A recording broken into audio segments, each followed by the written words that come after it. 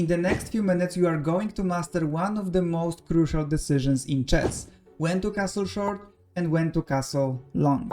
By the end of this video, you will have the confidence to protect your king like a grandmaster, knowing exactly when to choose short castle and when long castle is the best idea. Here's the thing, even advanced players can find themselves in hot water by neglecting this fundamental move. Look at this 1900 rated game. Uncastled kings and black's position is crumbling. Now contrast that with one of my students who's rated 800 and he simply castled early in the opening and he has a very solid, strong position in the opening.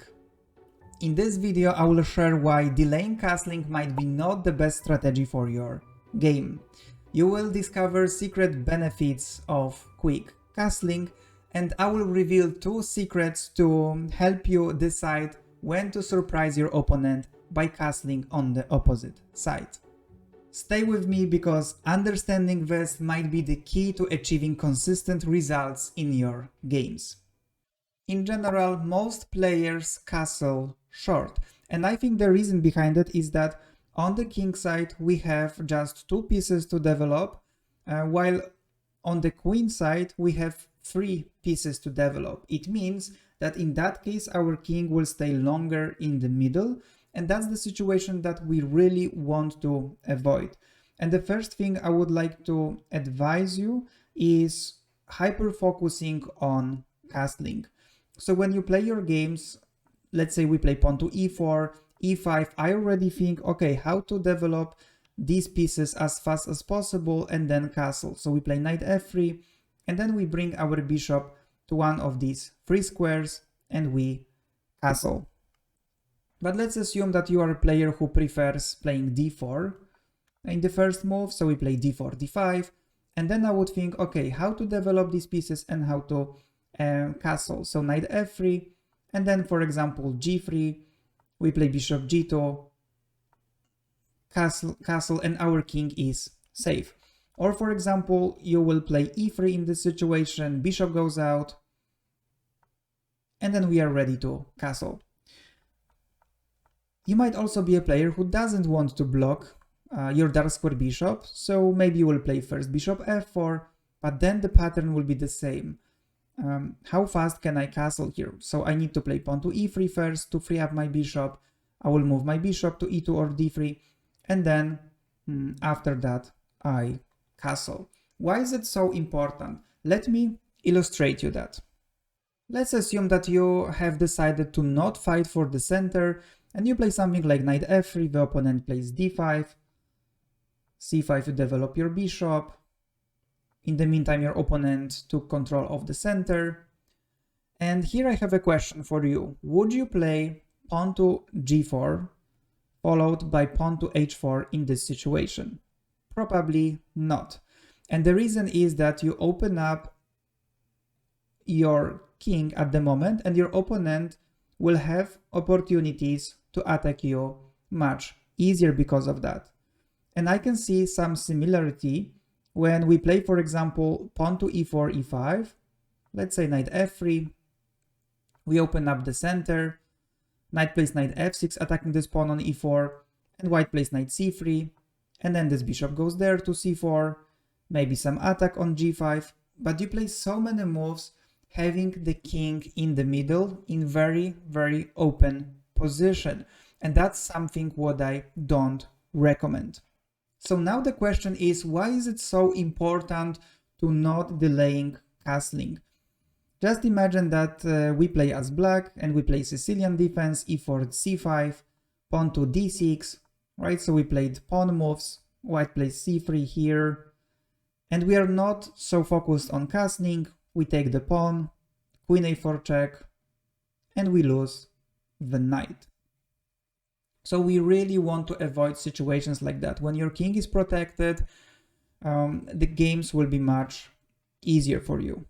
Now we move on to the benefits of quick castling. And the first one, super important, is we will reduce blunders in our games. which is very important. We will get solid, strong positions thanks to that. So remember to build this habit.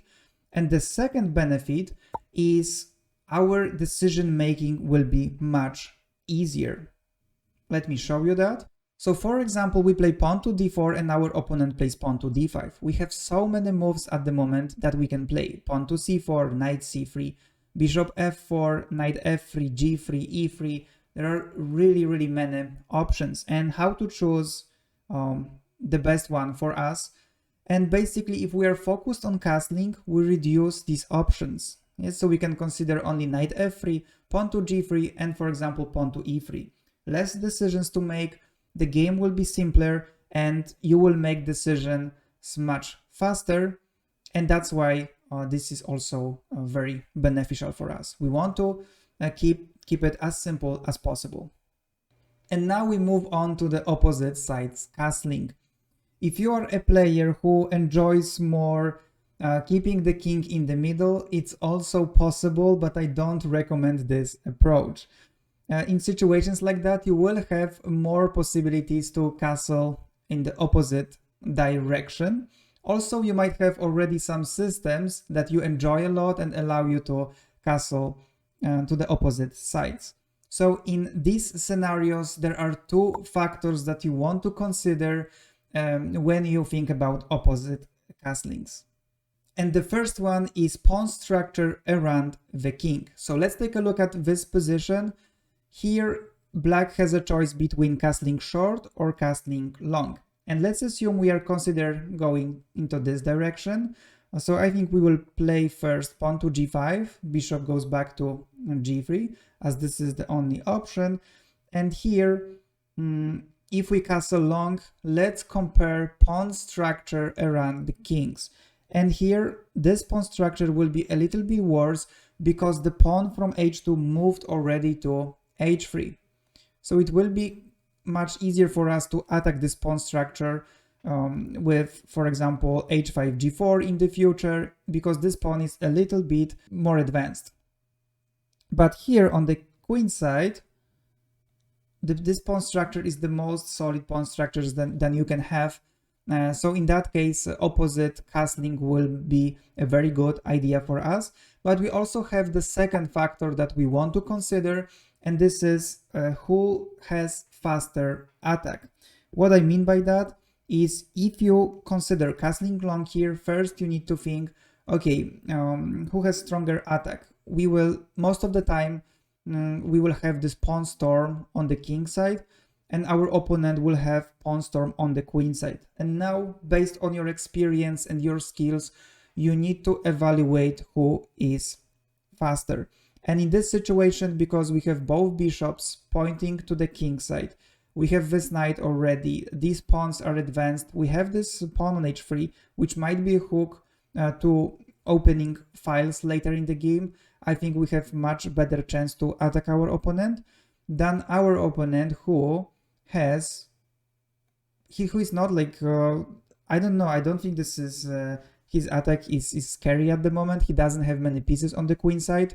And so I think we are in a very good position to castle opposite. So what we want to remember from today's lesson is delaying castling might be not the best strategy. We have very good benefits of castling quickly, and if you want to castle opposite, always think about pawn structure around the king and also which player has stronger and faster attack. If you would like to improve your openings even more, I strongly encourage you to watch my previous video about 7 principles that will make your game much stronger in the opening phase. Thank you for watching and have a great day.